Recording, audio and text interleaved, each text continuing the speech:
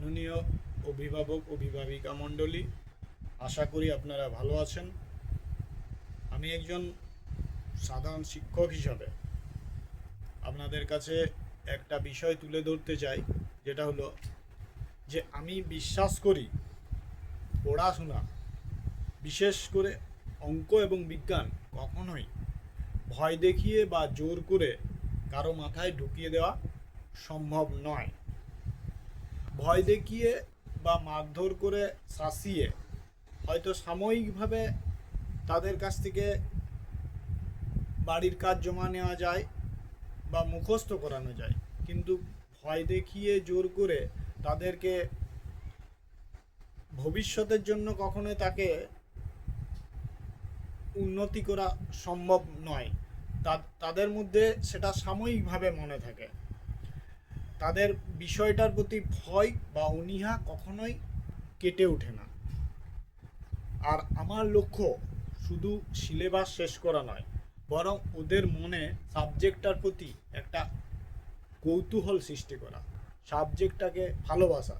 সে নিজের ইচ্ছাতে সাবজেক্টটা চর্চা করবে, স্বতঃস্ফূর্তভাবে অঙ্ক বিজ্ঞান বুঝতে পারবে। ভবিষ্যতে আমার মাধ্যমিকের পরেও, উচ্চ মাধ্যমিক বা তারপরেও বিজ্ঞান নিয়ে পড়ার একটা ভিত তৈরি করবে। আর আমি সেই চেষ্টা করেছি এবং করছি এবং ভবিষ্যতেও করব। এক্ষেত্রে মনে রাখবেন, পঞ্চম থেকে দশম শ্রেণী পর্যন্ত এই ভিত তৈরি করার ব্যাপারটা সবচেয়ে বেশি গুরুত্বপূর্ণ।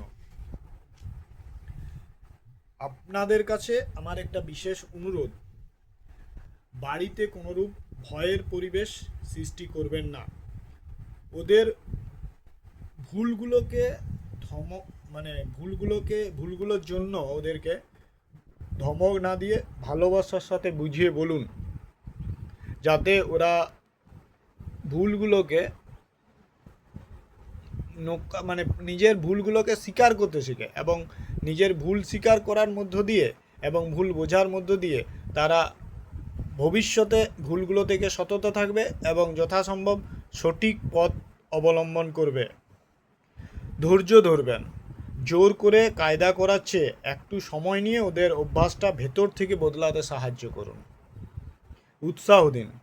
আপনার সন্তান যদি কোনো একটা অঙ্ক ঠিক করে বা কোনো একটা বিজ্ঞানের বিষয় আপনাকে বুঝিয়ে সঠিকভাবে বলতে পারে, তাহলে তাদেরকে বাহবা দিন, তাদেরকে উৎসাহ দিন। তাহলে ভয়ের পড়াশোনা বেশি দিন স্থায়ী হয় না। আসুন আমরা একসঙ্গে মিলে পড়াশোনাকে আরও আনন্দদায়ক এবং সকলের হিতকর করে তুলি। ধন্যবাদান্তে আপনাদের